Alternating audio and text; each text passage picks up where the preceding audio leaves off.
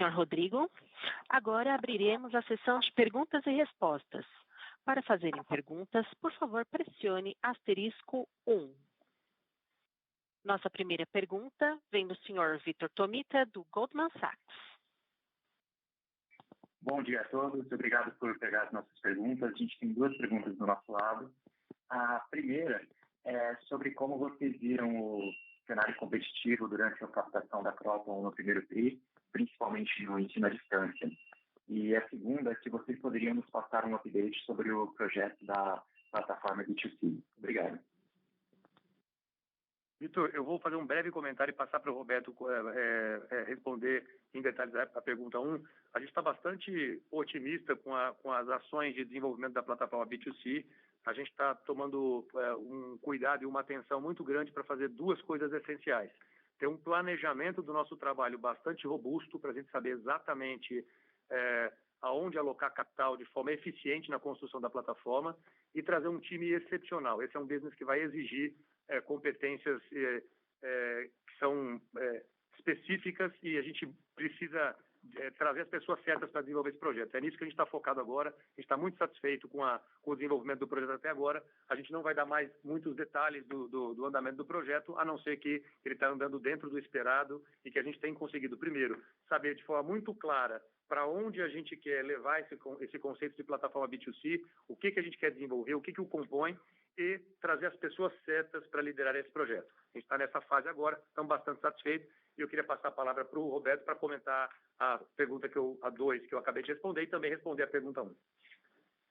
Bom, Vitor, obrigado pela pergunta. Sobre o cenário competitivo no EAD, eu diria que esse ciclo a gente teve duas fases. Uma fase geral, assim, com o mercado muito otimista no primeiro semestre, primeira parte do ciclo, aí entre setembro e dezembro, um volume de matrículas bastante grande, né, vindo de forma bastante contundente, quando o mercado percebeu que ia ter os alunos, né, os prospects perceberam que ia ser difícil de matricular no presencial. Aí virou o ano, a gente viu um cenário um pouco diferente, um pouco menos velocidade no EAD, e aí é que entraram, vamos dizer, preços mais competitivos, um mercado mais agressivo do ponto de vista de descontos. Como a gente mostrou nos números aqui que eu apresentei, né, na safra, a gente foi muito criterioso nas ofertas. Não é que a gente não faça ofertas, a gente faz ofertas aqui e ali, sempre mantendo o foco na manutenção de ticket. Então, eu te diria que nesse ciclo, o ciclo teve duas fases. Essa primeira, bem mais com volume vindo bastante farto no EAD e depois diminuindo, o que fez com que aumentasse um pouco a agressividade de preços. Olhando para frente, é um mercado bastante competitivo, né, com vários players grandes, vários players crescendo. Então, eu entendo que ele vai continuar competitivo e a estratégia para poder maximizar o resultado aí é fazer captação de alunos com qualidade, ou seja, ter critérios de avaliação de aluno no funil, né, de vendas, para que a gente possa, de fato, buscar a conversão dos alunos que têm melhor qualidade, que possam ter um duration maior, para a gente capturar um LTV maior, né? Eu queria só aproveitar para destacar também que a gente fez, né, acabei não falando isso na minha apresentação, mas destaco para vocês que a gente fez um crescimento bastante grande de captação no EAD, mesmo com gastos bem menores de marketing do que a gente fez no primeiro trimestre do ano passado. Então, isso mostra eficiência. Com menos dinheiro, ou seja, com menos CAC, a gente está trazendo mais aluno e com ticket. Então, estou bastante confiante aí, mas o cenário é competitivo. Muito obrigado. Nossa próxima pergunta vem de Luca Brendim, do Bradesco BBI. Oi, boa tarde para todo mundo. Eu tenho duas perguntas aqui do meu lado também. A primeira, mais complementando essa que vocês acabaram de responder, com relação ao ticket do EAD, se vocês puderem falar um pouco como é que foi o funcionamento do ticket comparando os cursos iguais, que obviamente teve uma queda aí muito em função de mix, mas considerando os mesmos cursos, como é que isso acabou se comportando? E uma segunda, com relação à nova estratégia de vocês agora de marketing mais focado no digital, vocês perceberam alguma diferença no perfil do aluno com esse novo meio de captação, seja idade ou situação financeira, alguma diferença aí para estar captando mais em mídias digitais do que como estavam fazendo antes. Era isso. Obrigado. Oi, Luca. O Roberto vai responder ambas as perguntas. Obrigado. Bom, Luca, respondendo, vou começar pela última. Sim, a gente vê um perfil cada vez mais jovem na educação à distância. O jovem, em geral, procurava mais o presencial, porque ele vem direto do ensino médio, né? Mas a gente vê um percentual maior de jovens nessa distância, e acho que as mídias digitais também facilitam isso, acho que é uma tendência. Com relação ao ticket, o ticket ficou estável, né? Você pode ver pelo nosso, se você pegar o segmento de AD digital, a gente cresceu 43%, com receita crescendo 43%, ou seja, está estável o ticket. E aí o mix de cursos não tem muita influência, porque todos eles têm mais ou menos a mesma faixa de preço, né? Dentro do digital não tem enfermagem, por exemplo, não tem engenharias, então o mix não influencia aí. A resposta, assim, eu não posso falar pelo mercado, mas a resposta do nosso lado é que o mix, mesmo entre segmentos, ele está estável. Está claro, obrigado. Nossa próxima pergunta vem de Leandro Bastos, do Citi. Por favor, pode prosseguir. Obrigado, pessoal. Boa tarde. São duas perguntas do meu lado também. A primeira, ainda no EAD, a gente viu um aumento da evasão, acho que depois de pelo menos 3 ciclos muito fortes, né, de captação meio natural, mas queria entender um pouco o que vocês enxergam de perspectiva para frente e se puderem comentar também as alavancas de retenção que vocês estão trabalhando internamente. Essa é a primeira pergunta. E a segunda, né, até pegando o comentário do Garino durante a apresentação, queria explorar um pouquinho a expectativa que vocês estão para o PNLD de 2022, né, que deve ser anunciado esse ano. Lembro que o ano passado foi um ciclo, se não me engano, inteiramente de recompra, né? A expectativa é que esse ano o ciclo fosse ser maior, mas com um cenário meio fluido. Queria entender um pouquinho como é que vocês estão, como é que está a expectativa para o PNLD nesse ciclo. É isso. Obrigado, pessoal. Olá, Leandro. Rodrigo, obrigado pelas perguntas. Vou responder, comentar sobre a primeira pergunta, depois eu passo para o Roberto passar um pouco mais de cor. O aumento da evasão é natural quando você tem um processo de captação muito forte, né? Porque a evasão acontece de forma muito mais acentuada no primeiro semestre e para alunos calouros. Então, quanto mais representativa é a base de alunos captados, maior é a taxa de evasão. Então, tem um mix, ela é decorrente basicamente do mix de mais alunos captados, né? Ela é o efeito colateral de ter uma captação excepcional de 300 mil alunos, mas eu passo para o Roberto para falar um pouquinho sobre as estratégias de retenção que a gente tem implementado, especialmente no digital, especialmente em relação a incremento de NPS e tudo mais. Leandro, obrigado pela pergunta. Rodrigo, obrigado pela introdução.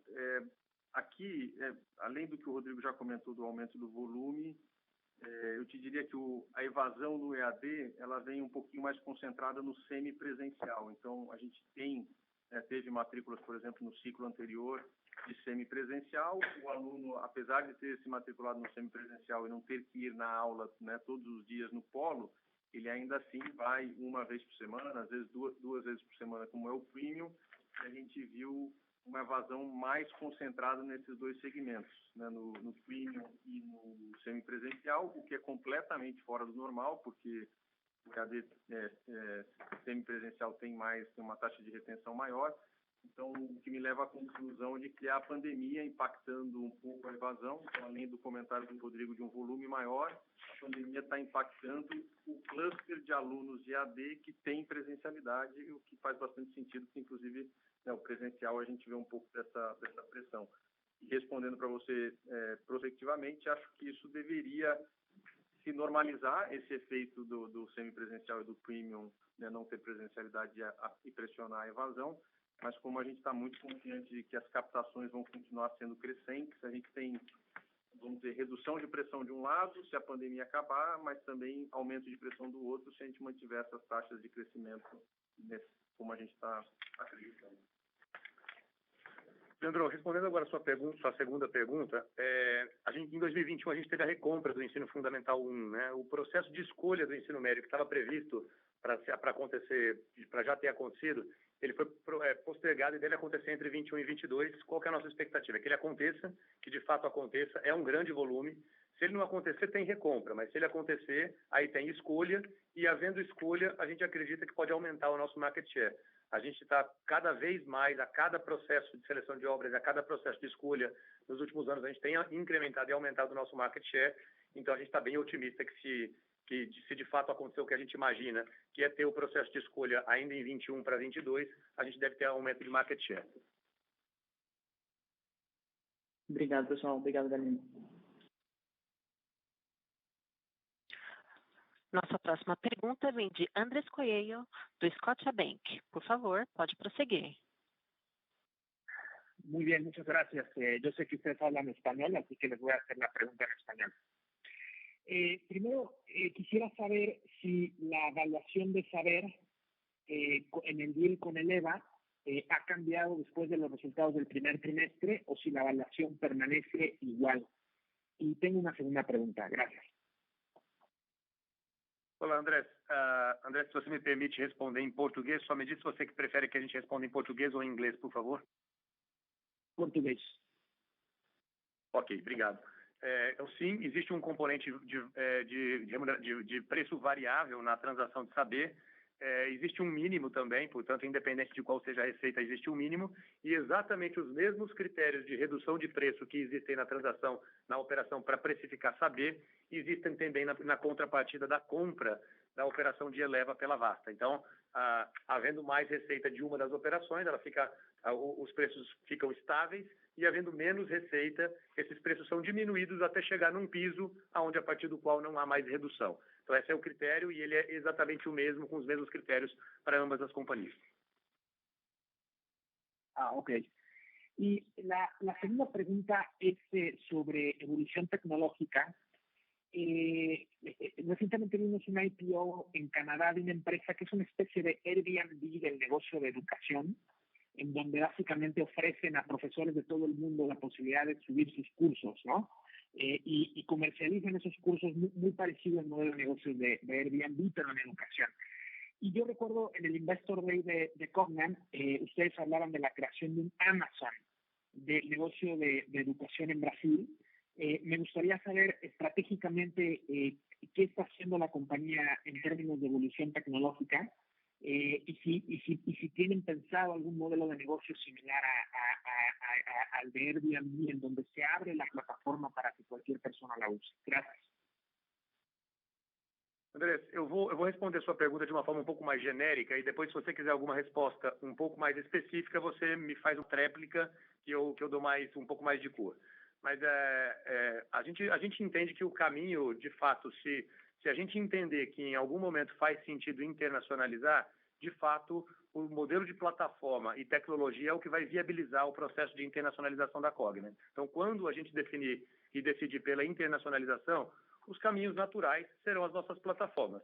Na educação básica, a plataforma Vasta, e para jovens e adultos, a nova plataforma de jovens e adultos que a gente está construindo e que foi anunciada no Cogna Day. Então, de fato, são caminhos muito naturais de internacionalização. Se você pegar as plataformas que realizam parcialmente o que a gente pretende realizar na nossa plataforma B2C de jovens e adultos, boa parte delas já se internacionalizou e já vende para outros países as soluções que elas também vendem aqui no Brasil. Então, eu acho que é natural porque é escalável, porque é digital, porque se aproveita toda a plataforma de tecnologia, porque é o jeito mais fácil de entrar em outras geografias. Então, esse é o caminho. O que a gente tem feito? Esse é um trabalho de longo prazo, tá, Andrés? A gente vem trabalhando para mudar o mindset da companhia desde 2017. Então, já faz 4 anos que a gente vem mudando a cultura da companhia. A gente saiu de uma cultura onde negócio e tecnologia eram separados, para uma cultura onde negócio e tecnologia andam juntos. Uma cultura onde a gente só prestava serviços B2C, para uma cultura mais ampla, onde diversos modelos de negócio são desenvolvidos, B2B, B2C, no ensino superior e na educação básica. A gente saiu de uma cultura mais estática e funcional para uma cultura mais ágil. Então, tudo isso foi a condição para a gente se credenciar para poder fazer o salto de evolução tecnológica. Agora, dentro da plataforma, a gente tem 2 caminhos para desenvolver a plataforma B2C de jovens e adultos e eles não são excludentes. Muito provavelmente a gente vai ter ambos acontecendo. Parte dessa plataforma vai ser desenvolvida e parte dessa plataforma pode ser acelerada com pequenas aquisições de startups que possam acelerar o processo de construção da plataforma. O que a gente entende é que uma combinação de desenvolvimento interno com aquisições é que vai dar a celeridade e a qualidade que a gente precisa para a plataforma. Eu diria que hoje na Kroton a gente tem um mindset digital completamente diferente do que a gente tinha 2 anos atrás e a gente está trazendo para a plataforma times que a gente deve anunciar em breve, nos próximos meses, nas próximas semanas ou meses, a gente deve anunciar os líderes dos times da plataforma, que são pessoas que vão ajudar na construção dessa cultura digital que a gente precisa para buscar ser o winner no business de plataforma B2C de jovens e adultos. Isso já aconteceu em Vasta, a construção da plataforma em Vasta já aconteceu, o business já é um business completamente digitalizado, a gente já tem hoje uma cultura de plataforma, já se apropriou de como desenvolver o business de plataforma na Vasta. A solução tecnológica da Vasta e a plataforma de tecnologia da Vasta, que é o plural, é, na nossa leitura, a plataforma mais robusta para a oferta de conteúdos K-12 no Brasil. Ela teve mais de 50% do web traffic de conteúdos de K12 no Brasil no ano passado. Então, a gente está muito satisfeito com o que a gente tem feito de tecnologia e produto em Vasta. Cogna evoluiu sensivelmente a qualidade dos seus produtos e da sua solução de tecnologia, e na plataforma a gente dá o passo final, que é aí sim trazer uma cultura totalmente digital para construir esse novo business. Então, acho que a mensagem final é um processo longo, mas a gente começou há muito tempo, então a gente está muito bem posicionado para conseguir jogar esse jogo que exige, de fato, uma mudança cultural e digital importante. Ok, obrigado. Nossa próxima pergunta vem de Marcelo Santos, da JP Morgan. Boa tarde a todos, obrigado por pegar as perguntas, são 2. A primeira, eu queria pegar um pouco a visão de vocês sobre o vestibular do meio do ano. Eu sei que está um pouco longe, provavelmente não começou ainda, mas vocês acreditam que na parte de campus já tem espaço para ter uma certa recuperada, se o andar da carruagem continuar como está? E vocês acham que pode ter algum tipo de ressaca no vestibular de EAD? Imagino que vocês façam pesquisa com seus alunos. Será que alguns alunos que estão entrando em EAD não gostariam, na verdade, de estar fazendo campus? Existe algum risco aí da reabertura para o business de EAD? Essa é a primeira pergunta. E a segunda pergunta é, agora que vocês estão com uma situação mais confortável em termos de alavancagem, dado a renegociação do Covenant, pode surgir espaço para M&A. Tem alguma coisa em mente? Seriam essas pequenas aquisições para viabilizar o modelo B2C de jovens e adultos, ou teria algo a mais que você estaria considerando? Tirando a Vasta, fora da Vasta. Olá, Marcelo, tudo bem? Rodrigo, obrigado pelas perguntas. Eu vou responder a segunda e depois eu passo para o Roberto para responder a primeira.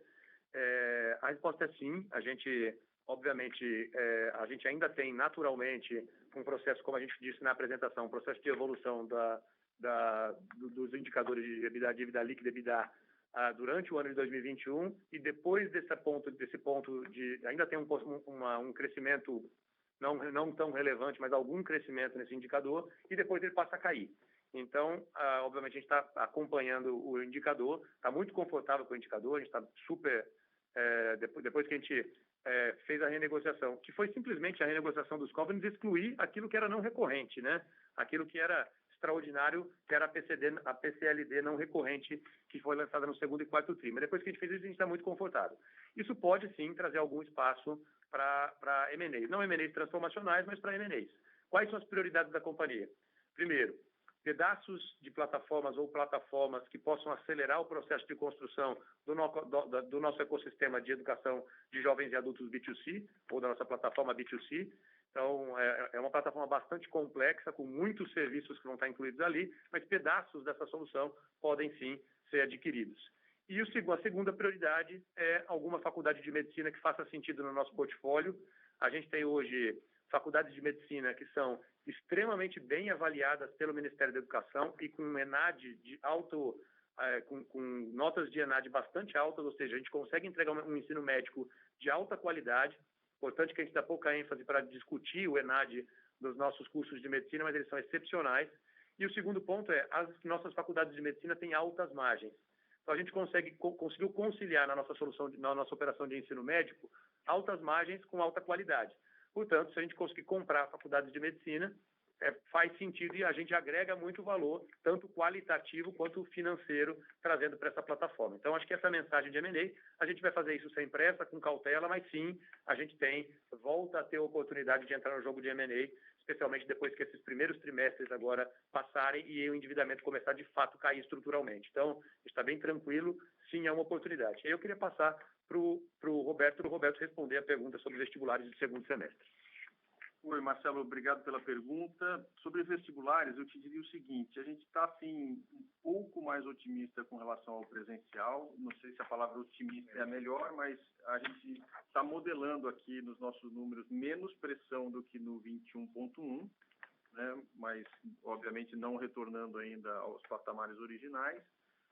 E eu acho que sim, né, se tudo der certo, se caminhar a vacinação do jeito que está aparecendo na imprensa hoje, acho que sim, a gente pode ter uma recuperação mais contundente no 22.1.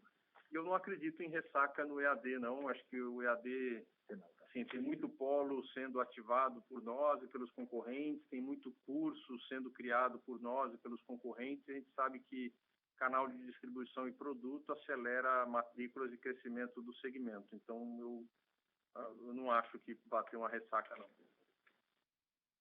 Perfeito, obrigado.